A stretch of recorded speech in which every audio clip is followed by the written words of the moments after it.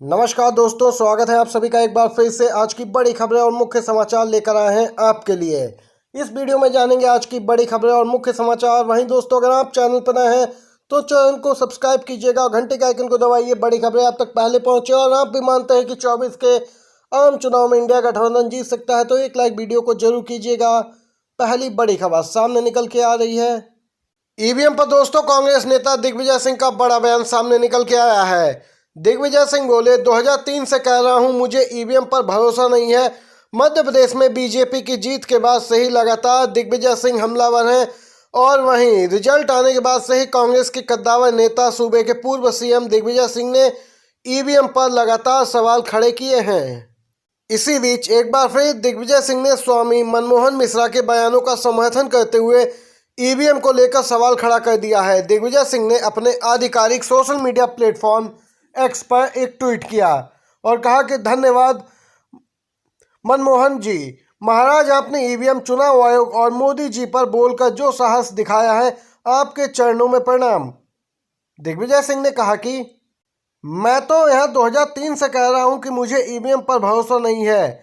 जहां वोट देना चाहता हूं, मुझे यही नहीं पता कि मेरा वोट गया कहां। ऐसी कोई मशीन विश्व में नहीं है जिसमें चिप डाल जा सकी हो और उसे हैक न किया जा सका हो, क्योंकि उसमें डाली गई चिप सॉफ्टवेयर का आदेश मानेगी। आप टाइप करेंगे ए, सॉफ्टवेयर कहेगा ए, तो वह ए ही छापेगा। मतलब है, कथावाचक मनमोहन मिश्रा ने दोस्तों ईवीएम पर जबरदस्त बयान दिया था। कहा था कि बीजेपी ने चुनाव आयोग ही हैक कर लिया है तो ईवीएम क्या चीज है। और इसी पूरे मामले पे दिग्विजय सिंह का ये बयान निकल के आया है। इसके साथ दिग्विजय सिंह यही नहीं रुके, उन्होंने दूसरा ट्वीट किया। कहा कि हम चुनाव आयोग से अगस्त से ही मिलने का समय मांग रहे हैं, लेकिन वह इतने व्यस्त हैं कि उन्हें विपक्ष से मिलने का समय तक नहीं है।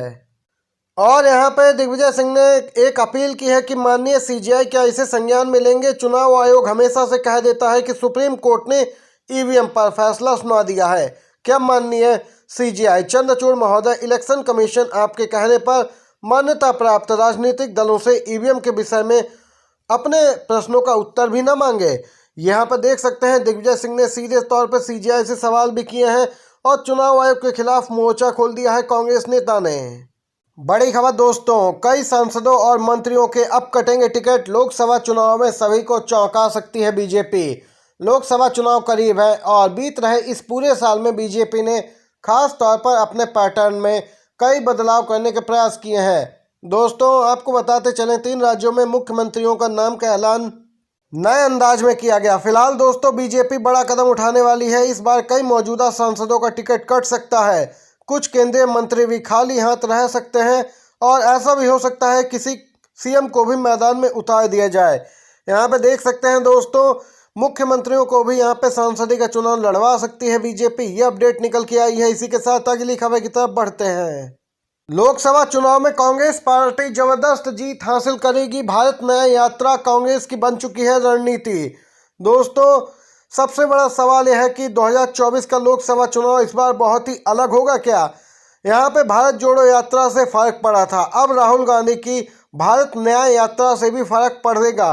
कांग्रेस पार्टी ने स्पष्ट किया है कि 2024 में इंडिया गठबंधन जीतेगा। कांग्रेस पार्टी के नेताओं का कहना है कि हमें इस प्रश्न पर काम करना होगा और इसका जवाब देना होगा कि किसी को कांग्रेस को वोट क्यों देना चाहिए।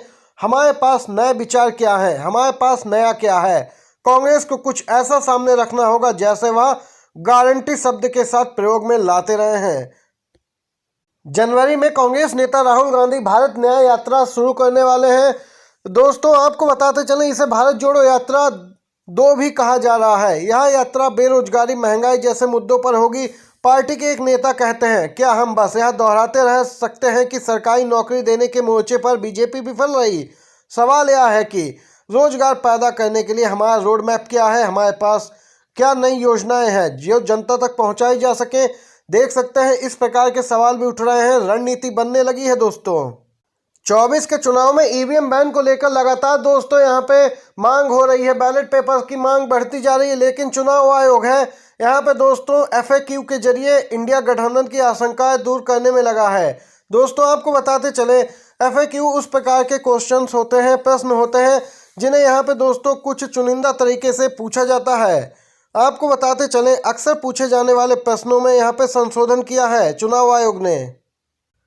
दोस्तों, चुनाव आयोग ईवीएम पर शंका दूर करने का प्रयास करने लगा है। स्पष्ट है, ईवीएम में गड़बड़ी हुई थी। इंडिया गठबंधन मांग कर रही बैलेट पेपर की, लेकिन चुनाव आयोग पीछे हट रहा है और यहाँ पे दोस्तों अक्सर पूछे जाने वाले प्रश्नों में संशोधन कर रहा है, उनके उत्तर दे रहा है। चुनाव आयोग से मिलने का समय मांगा जाता है, लेकिन इंडिया गठबंधन के नेताओं से चुनाव आयोग मुलाकात ही नहीं करता है।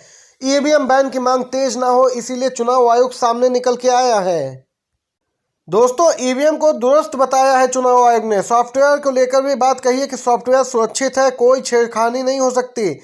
गौरतलब है, अभी तक यहाँ पे जो प्रश्न इनकी वेबसाइट पे 76 अपलोड किए गए थे, उनमें से इन्होंने सिर्फ 38 प्रश्नों के उत्तर दिए हैं। दोस्तों, बाकी प्रश्नों के उत्तर चुनाव आयोग खुद ही ढूंढ रहा है। यहाँ पे स्पष्ट है, ईवीएम में गड़बड़ी का खेल किया जा रहा है, जिससे कि बीजेपी को फायदा हो। ये अपडेट निकल के आई दोस्तों, दक्षिण से बीजेपी का सफाया हो चुका है। अब ओडिशा में भी बीजेपी को बड़ा झटका दिया है। ओडिशा में बीजेपी ने नवीन पटनायक के साथ गठबंधन को खारिज किया है। वहीं दोस्तों, बीजेडी ने भी स्पष्ट कर दिया है वह बीजेपी के साथ गठबंधन नहीं करेगी। बीजू जनता दल ने बीजेपी के साथ गठबंधन से इनकार किया है। बीजेपी भी इनकार कर रही है। स्पष्ट है, बीजेपी को बड़ा झटका लगा है। आप सभी को जानकारी के लिए बताते चलें, बीजेडी हमेशा से ही बीजेपी की बी टीम रही है, जो लोकसभा राज्यसभा में बीजेपी का पूर्ण रूप से समर्थन करती है। इन्हें बीजेपी की बी टीम ही कहा जा रहा है। दोस्तों, ये अपडेट निकल के आई है, ये चाहे अकेले हो या फिर गठबंधन में चुनाव लड़ें, लेकिन ये बीजेपी के एक तरीके से सहयोगी रहे हैं। मध्य प्रदेश में ज्योतिरादित्य सिंधिया को झटका लगा है राजस्थान में वसुंधरा राजे को, क्योंकि इनके करीबियों को मंत्रिमंडल में जगह ही नहीं दी गई। दोस्तों, आपको बताते चलें, विभाग बंटवारे में भी सिंधिया की नहीं चली है। आपको बता दें कि मध्य प्रदेश में मुख्यमंत्री पद के तमाम कद्दावर चेहरों को दरकिनार करते हुए मुख्यमंत्री पद की बागडोर यहाँ पे मोहन यादव को सौंपी गई। दोस्तों, आपको बताते चलें, सिंधिया का भी दबदबा कम हो गया है, क्योंकि मंत्री पद के यहाँ पे जो उम्मीदवार थे उनमें सिंधिया के लोगों को शामिल नहीं किया गया। उनके समर्थकों को अब विभाग जो बांटे गए हैं उनमें भी उनको कोई खासा महत्व तो नहीं दिया गया है। विभागों के वितरण में केंद्रीय मंत्री सिंधिया एवं उनके समर्थक मंत्रियों को करारा झटका लगा है। सिंधिया के समर्थक मंत्रियों के विभाग वितरण में पर काट दिए गए हैं। शिवराज सरकार में इनके समर्थकों के पास परिवहन एवं राजस्व सरीखे भारी भरकम विभाग थे, लेकिन इस बार दोस्तों हल्के फुल्के ही विभाग दिए गए हैं। सिंधिया समर्थकों को देख सकते हैं, पुराने मंत्रियों को साइड में किया जा रहा है और किसी का कोई यहाँ पे दोस्तों रौब नहीं चल रहा है, ना ही किसी की यह बात चल रही है। सीधे तौर पर नए चेहरों को बीजेपी शामिल कर रही है, उन्हें जगह दे रही है, चाहे राजस्थान हो या मध्य प्रदेश। अगली खबर की तरफ बढ़ते हैं। ये आज की सभी बड़ी खबरें और मुख्य समाचार थे। दोस्तों, अगर आपको ये वीडियो पसंद आया हो तो एक लाइक जरूर कीजिएगा। चैनल पर नए हैं तो चैनल को सब्सक्राइब करके घंटी का आइकन को जरूर दबाइएगा। वीडियो देखने के लिए दोस्तों धन्यवाद। जय हिंद, जय भारत।